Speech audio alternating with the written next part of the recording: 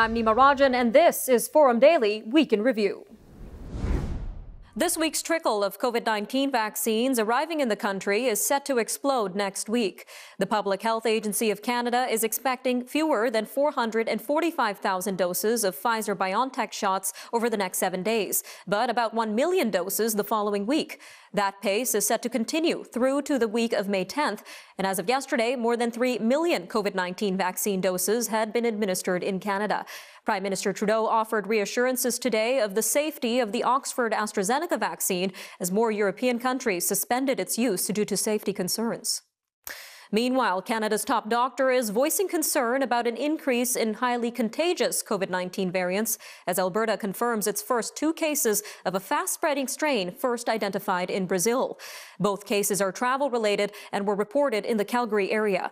Chief Public Health Officer Dr. Theresa Tam also noted a higher infection rate in Canadians aged 20 to 39, saying that the spread in younger, more mobile and socially connected adults can increase the risk of transmission in high-risk populations and settings. Her statement adds urgency to the vaccine effort, which is ramping up in several provinces. Canada recorded nearly 3,000 new COVID-19 infections on Sunday. The national total now stands at 909,157. Another 29 deaths were reported, pushing the death toll to 22,463. Hearings resumed this week before the BC Supreme Court in Huawei executive Meng Wanzhou's extradition case. Ms. Meng is wanted in the United States on fraud charges that both she and Huawei deny. Her lawyers are expected to argue her arrest at Vancouver's airport in 2018 was an unlawful abuse of process and that the case doesn't meet the criteria for extradition under international law.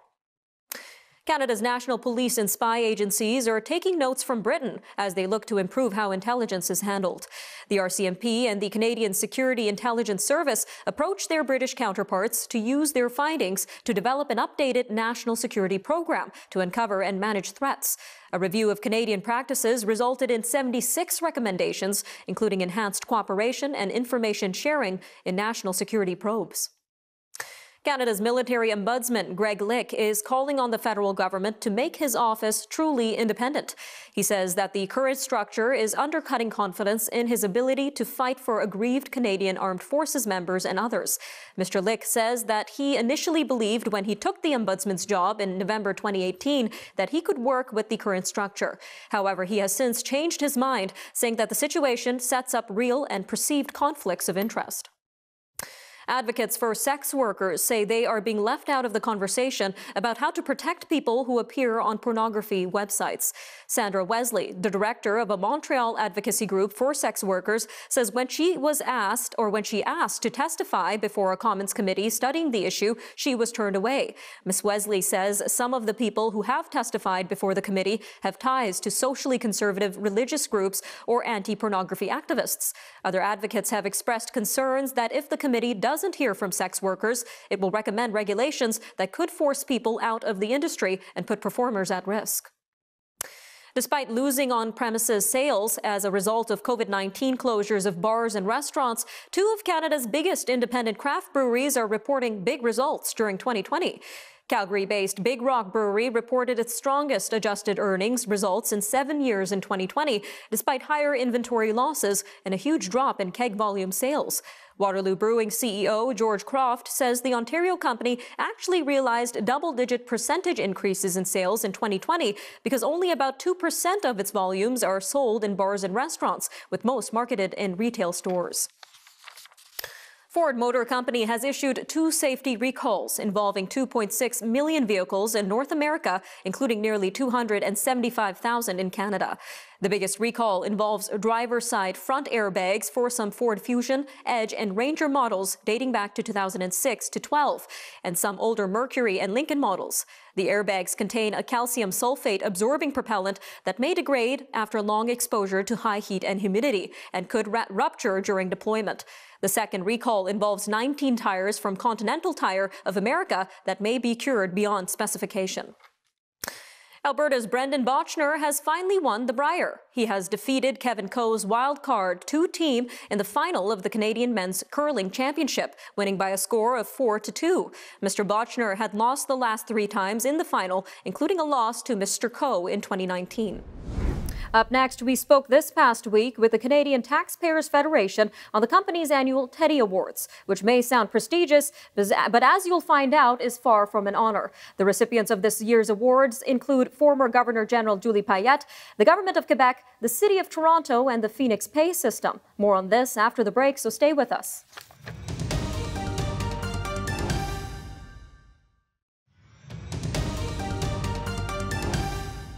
It's award season, but the following award may not be one to celebrate. The Canadian Taxpayers Federation has announced the winners of their 23rd Teddy Awards for government waste, and all the names on the list will likely sound familiar.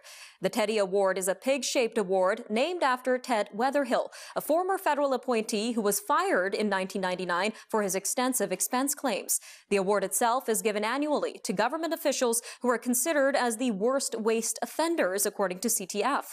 The recipients of this year's awards include former Governor General Julie Payette, the Government of Quebec, the City of Toronto, and the Phoenix Pay System. However, other nominees include Federal Health Minister Patty Hajdu, Prime Minister Justin Trudeau, British Columbia's TransLink, Calgary City Councillor Joe Maglioka, Vancouver City Council, and the Montreal Borough of Rosemont-La Petite Patrie. Well, to talk more on the 23rd Annual Teddy Awards, we are joined by Mr. Aaron Woodrick, Federal Director of the Canadian Taxpayers Federation. Always great having you on the show, sir. Always a pleasure to be here. Now, we've got some really big names that made it onto the Teddy Awards list this year. Can you tell our viewers how this award is organized and how candidates are selected? Yeah, there's no shortage of options. Every year we put together a list. We just collect over the years some of the most outrageous cases of waste. We also put out an appeal to all our supporters to send us in their nominees, and we sift through that list and come up with a list of 5 for each category and try and pick the most outrageous one as the winner. Now, I was reading through these award winners' profiles, and it looks like hundreds of thousands of dollars of taxpayer money was lost. Do you know how much in total was wasted over the past year alone? Oh, it would definitely be in the tens of millions. It really depends where you stop counting. A lot of this waste takes place over a lot longer time span than a year, but we are talking about a lot of money, and this is only a drop in the bucket. It's only a small fraction of all the waste that's out there, and it's frankly just the waste that we know about. Now, let's get into the award winners now, sir. We have former Governor General Julie Payette as the federal Teddy winner. We were following up on CTF's petition regarding the benefits that she qualifies for. So can you give us a little bit more detail on why she won this award and also give us a quick update on the petition as well, sir?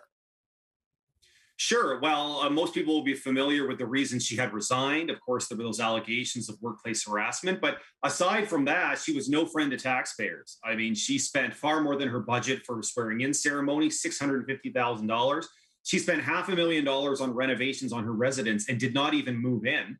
And then, of course, there are all the perks that come now that she has resigned. She gets her pension. She gets that expense account that we had the petition for, $200,000 per year. She's eligible to claim every year for the rest of her life. And so that is the reason she won this award, because the waste does not even stop with her leaving. As for the petition, we've heard nothing yet from this government, but if they are wise, they're going to do something about this quickly, because there's no reason whatsoever, no upside for them to defend this outrageous policy. And now jumping to the provincial Teddy winner, it went to the entire government of Quebec. Why is that, sir? Yeah, it's actually one particular agency that got it for the government of Quebec, the Traversier du Québec, the ferry department. They bought a ship, a very expensive ship, which they had to put in for repairs. So they bought a second ship. They crashed that ship into a dock twice within the first month and had to write that off. So they purchased a third ship, and they've also crashed that one into the dock twice. So I'm not sure what it is in Quebec about crashing ferries into docks, but that earns them the Teddy for this year. And for the City of Toronto, one of Canada's biggest cities, they won the municipal Teddy. I know that installing bike lanes were a controversial issue there, but how much taxpayer money was wasted in this process, sir? Yeah, I mean, bike lanes seem relatively non-controversial, but the interesting thing here was they installed these bike lanes, $160,000 to install them, and then they ripped them out 4 months later at a cost of $80,000. So they spent about $250,000, about the equivalent of the tax bill of 80 Toronto households, to build bike lanes and rip them out. So there's absolutely nothing to show for it. All right, sir, a little over a minute left, but I really want to get into how Canadians, how can they get more say into where and what programs taxpayer money goes into? Well, I mean, first and foremost, speaking out and exercising your right to vote. I mean, choose parties that promise accountability and promise to keep spending under control and to spend on priorities. We pay taxes for a reason. We want to see that money used on the highest priorities, not like the sorts of things that we see on this list. And just about 45 seconds left, Mr. Woodrick. What else needs to be done to ensure more taxpayer money isn't wasted as we try to climb out of this pandemic? Yeah, I think part of it is accountability from Canadians. So let your voice be heard. Politicians respond when they hear a lot. We've seen it with things like petitions, for example. But beyond that, there are measures in place that the government could improve. Things like access to information laws, more transparency. We've called for things like posting of receipts, proactive disclosure. We find that when politicians and bureaucrats know that someone is watching them, they are more likely to behave better. So the more transparency we get up front, the better the chance that we're not going to see money wasted.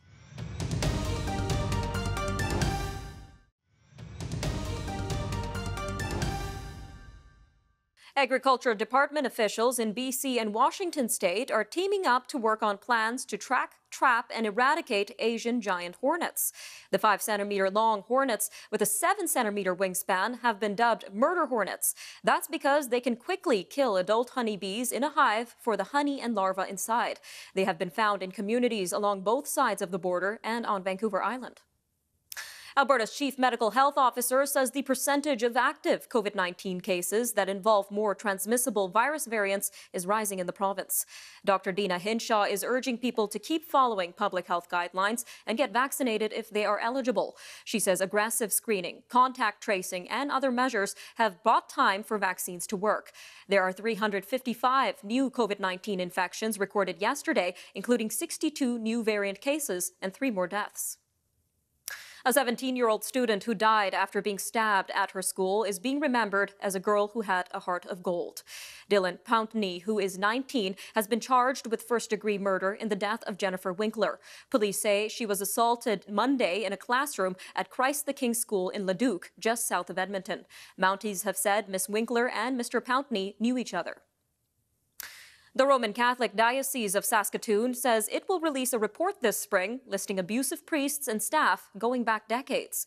The report is expected to name priests who were involved in court cases and those who were mentioned in church records. The Saskatoon report is to be sent to church leaders first and then to members of the Catholic Church community before it is made public.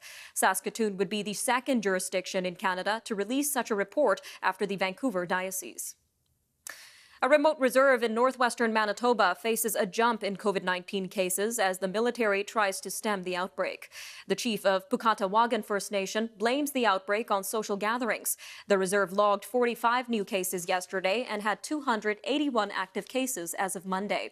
The chief says some locals let down their guard after a few dozen people were vaccinated.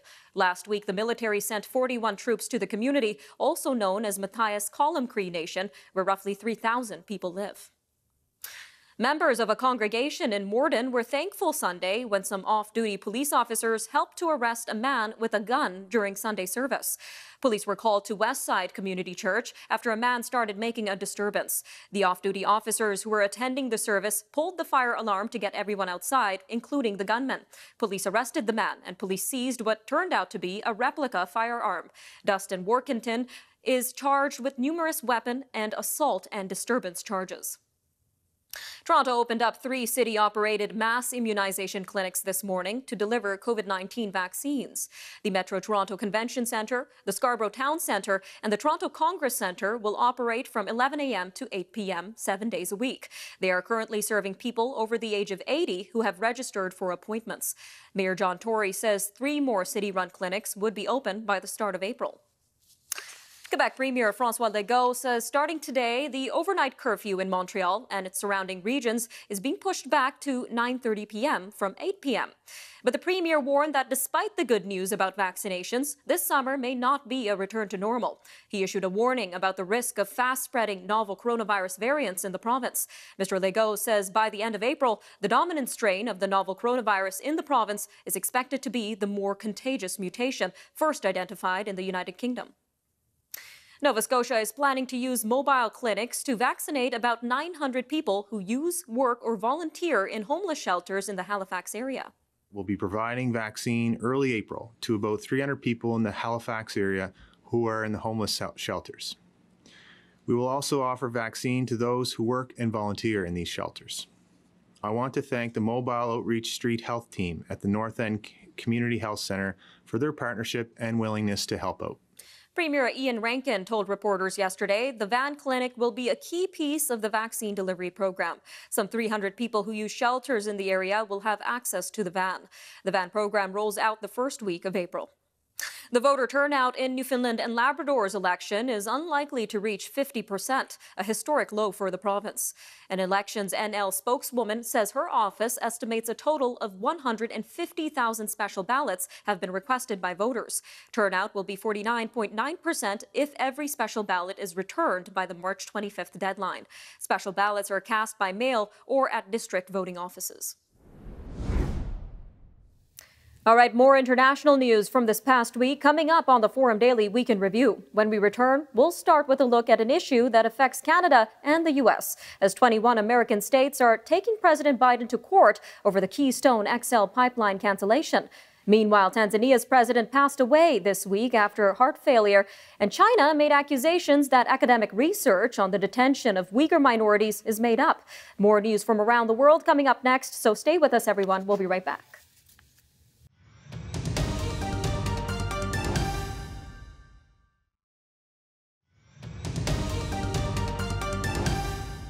Attorney generals from 21 American states are going to court to try to overturn U.S. President Joe Biden's cancellation of the Keystone XL oil pipeline from Alberta. The lawsuit filed yesterday in Texas says Mr. Biden overstepped his authority when he revoked the permit for Keystone on his first day in office. The suit claims because the 1,900-kilometer pipeline would run through multiple states, Congress should have the final say over whether it's built. Police in Georgia say extra patrols will be in place around Asian businesses for the foreseeable future, following the shootings at 3 massage parlors that left 8 people dead. 6 were Asian women. This cannot be allowed to continue. In New York, in this country, that anti-Asian racism is deadly. It's real. It is growing stronger and more powerful. And we call on people of every community to come together and say that Asian Americans are human beings. Asian Americans are just as American as everyone else. Police allege Robert Long told them the attack was not racially motivated, but that he targeted the spas because of a sex addiction and wanted to rid himself of temptation. Many Asian Americans turned to social media to air their outrage that the suspect was not immediately charged with hate crimes. News of the death of Tanzania's president, John Magufuli, drew mixed reactions. Sorrow for many, but bitterness from critics who said people suffered during his presidential rule. President Magufuli, one of Africa's most prominent COVID-19 skeptics, died of heart failure. Vice President Hassan is expected to be sworn in to succeed President Magufuli and complete his second 5-year term, which he had just started after winning elections late last year. She will be Tanzania's first female head of state. China has accused an outspoken critic of its policies toward Muslim minorities of fabricating charges that have helped bring sanctions against Chinese officials and companies operating in the Xinjiang region. Su Gexiang made the accusations against Adrian Zenz in the latest of a series of news conferences aimed at deflecting criticism over China's detention of more than 1 million Uyghurs and other Muslims in re-education camps. Mr. Zenz has also used government documents to detail the mistreatment of Muslim women and the coercive use of birth control.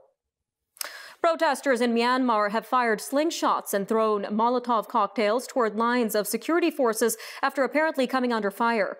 It was a rare incidence of anti-coup demonstrators fighting back against a relentlessly violent crackdown. One organization reported that more than 200 people have been killed since the February 1st takeover. Protests against the coup that ousted the elected government of Aung San Suu Kyi have shown remarkable staying power and have been largely peaceful despite a violent police response. An offensive by Yemen's Iran-backed Houthi rebels in Marib province is threatening hundreds of thousands of people who have sought safety in the region. The fighting is also sparking violence elsewhere in Yemen and endangering peace efforts. If the Houthi rebels succeed in taking the key oil-producing area from the internationally recognized government, they could claim a strategic win after almost 7 years of fighting. The violence is creeping closer to those in displacement camps, raising warnings from humanitarian officials. Masked officers belonging to a disgruntled sector of the Haitian police force have stormed several police stations in Port-au-Prince, freeing jailed comrades accused of participating in an alleged coup against President Moïse last month. The group of officers, along with some civilians, set a police station on fire. The day began with officers and police academy cadets marching toward police headquarters to demand that the bodies of 5 officers killed during a raid last week on the village of God Shantytown be recovered from the gang. Japan will approve ending a months-long coronavirus state of emergency in Tokyo. That's despite concerns of a resurgence ahead of the spring party season and next week's Olympic torch relay. Experts on a government commission panel moved to end the emergency this coming Saturday, or Sunday rather, which would expand business openings. Japan has managed to keep virus cases and deaths relatively low without enforcing a harsh lockdown. It was literally what the doctor ordered. A physician in New York issued a prescription for happiness for one Bronx family. And for the first time in a year, Laura Shaw Frank got to see her mom hug her daughter. The happy reunion came courtesy of a COVID-19 vaccine and a note from the doctor saying it is now okay for grandma to see her family in person again. Ms. Frank says the embrace between her mom and daughter felt like all this love was pouring out of them. She also says it gave them a feeling of hope that the pandemic may be waning. All right, I'm Nima Rajan, and that'll do it for your look at national and international news from this past week. Remember, for more news on demand, you could always visit our website, thenewsforum.ca, and make sure to follow us on Facebook, Instagram, and Twitter for updates. Stay tuned for other programs on our network. We have commentary shows on economics, politics, Canadian law, and social issues that affect Canadians from all over the country. All right, thanks for joining us on the Forum Daily Week in Review, and we'll see you again next time. Have a great weekend.